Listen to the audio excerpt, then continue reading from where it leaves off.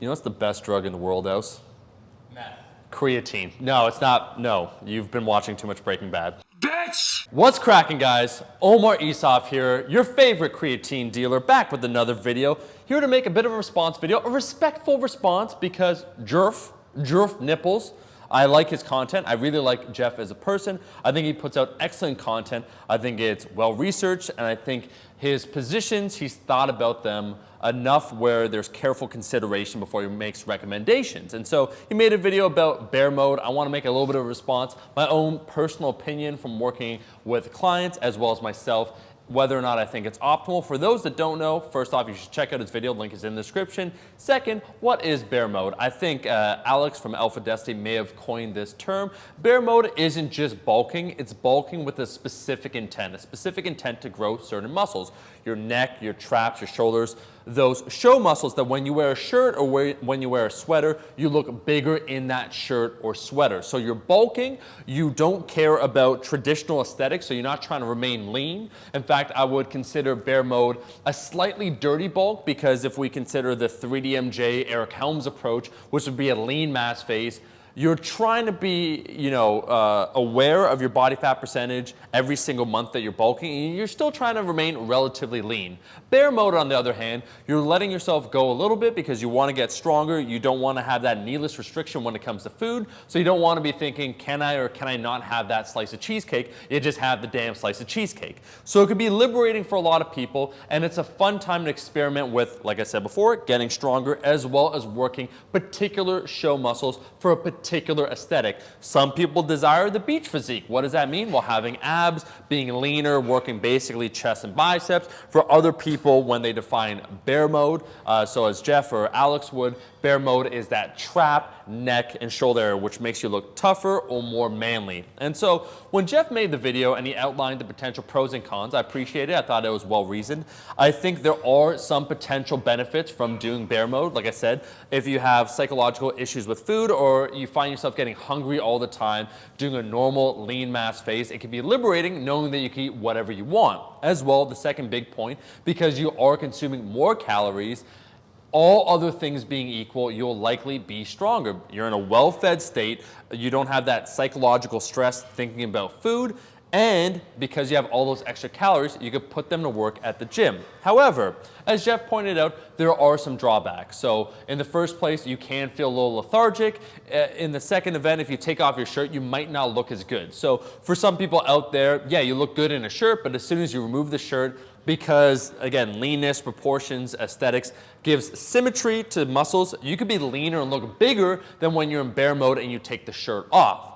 My response to all this, to the concept of bear mode, personally, I'm not a huge advocate of it, and the reason why, in the first place, I think some people, unless you have, if we take a look at Jeff and Alex, who both have excellent physiques, unless you have a prerequisite amount of muscle built up, when you go bear mode, you won't look amazing when you gain this extra weight. In fact, I think a lot of people will tend to look skinny fat. And I've done the bulk mode, not in particular bear mode, training the traps and the neck and the shoulders and so forth, but trying to dirty bulk a little bit more. And what ends up happening, I gain more fat. It becomes harder to lose that weight. And then you kind of get in that endless cycle of trying to lean down, never being satisfied with how lean you get, with how you look. And so you bulk again, and you're never quite where you want to be either which way. So I think before you consider doing bear mode, you need to know first if you have the restraint, if you have the level of discipline necessary to lose the weight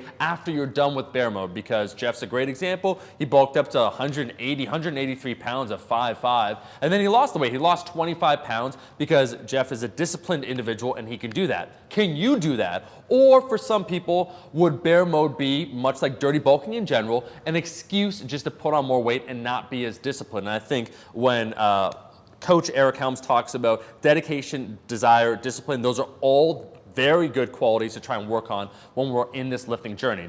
And then the second point, like I said before, are there any extra physiological benefits from eating that much more? And once again, I would turn to Eric Helms and the research showing that it appears, there's not enough research, but anecdotal for myself and from what I've noticed, that when you eat that much more. It's not like you're synthesizing any more muscle. You feel more comfortable because you don't feel that stress needing to count every single macro, but will you eventually or inevitably look better going bear mode as opposed to a traditional lean mass phase? And I don't think so.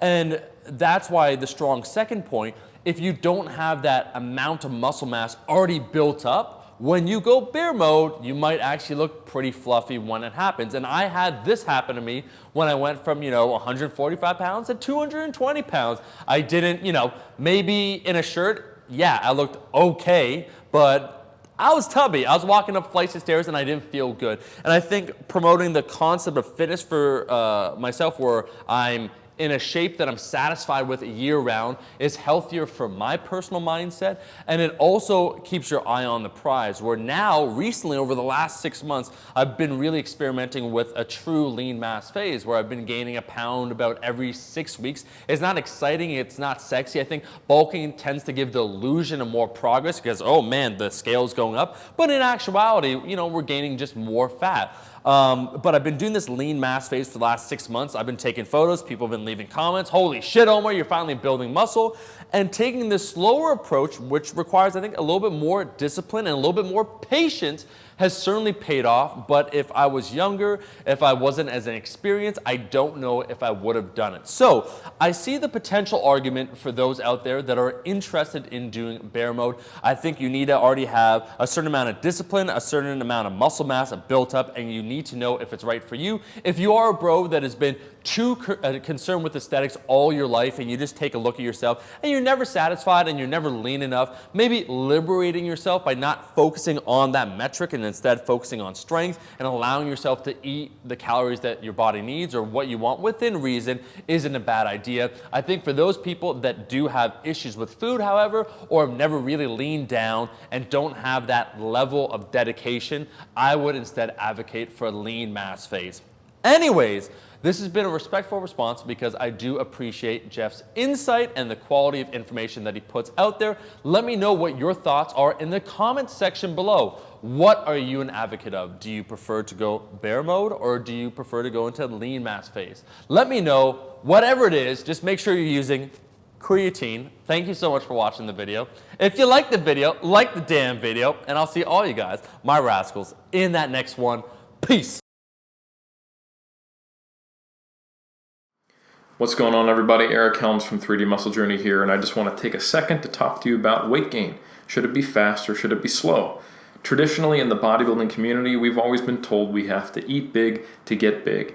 That if we want to get any bigger, we have to go on the seafood diet. We've got to eat everything in sight, hence the seafood diet, and we've got to really force feed those gains. If we hit a plateau, it's because we're not eating enough. And I will say that if you're actually not gaining weight and you feel like you're eating a lot, the answer to how much you need to eat is simply more if your goal is weight gain. But how big the surplus itself needs to be versus how big does the experience of eating need to be is a good question. And perhaps this is where that traditional adage might be incorrect. So let me challenge the concept a little bit and suggest that perhaps nutrition is permissive to weight training. Because you can't force feed gains. If you're not lifting weights, nutrition itself is not going to magically make you put on muscle mass. It'll simply make you put on weight, and most of it will be body fat. Now, training is the initiating event which induces skeletal muscle to grow. That tension stimulus is then supported by our nutrition. That means we have to have the nutritional environment to allow for muscle growth to occur. And this doesn't necessarily require a huge surplus. To give you a good example of this, I'm bringing up a figure from Garth et al. 2013. And what happened in this study was they took two groups of elite athletes. They weren't resistance-trained athletes, they weren't powerlifters or weightlifters or bodybuilders or anything like that. And they added 4 days of resistance training to their schedule. So they did 2 upper days, 2 lower days of strength-oriented hypertrophy work. Now, in addition to that, one group was given the instructions to simply eat to gain muscle mass without any diet advice from anyone. The other group had a registered dietitian who gave them a large surplus, so a bulking diet, if you will. And in the end, when you look at the averages, they ate 600 calories more per day for the length of the study than the group that was doing this more by feel or just on their own. Now, you'll notice here what happened. Anytime you'd see 2 asterisks next to one another, which I've highlighted here, that means there was a significant difference between groups. When you only see one asterisk, it means they just gained more than they were at baseline, or there's a change relative to their own baseline. And you can see that the only significant differences between groups were in total body weight and fat mass. So that means that almost all of the additional weight gained by the group that was in a large surplus was body fat. And that's unsurprising, given that you can see there's no differences in the strength gains between groups. So really, this is just not worth it. Even if you note that there are some small, maybe non-significant advantages to being in a larger surplus, as you can see the bar graphs are slightly higher for, say, lean body mass as an example, in the end, you're going to have to probably want to diet that body fat off. If you're in this and you're reading bodybuilding literature and you're trying to improve your physique, that means you're probably going to want to have the best balance between a sustainable body fat and also the most muscle mass possible. And if you have to cut every single time you do one of these massive bulks, eventually someone who's taking a more measured approach and is gaining more muscle or a similar amount of muscle but way less body fat is going to beat you. And it's going to be that situation of the tortoise versus the hare. So you probably want to choose to be the tortoise in this scenario and not follow an aggressive bulking diet. And remember that nutrition is permissive.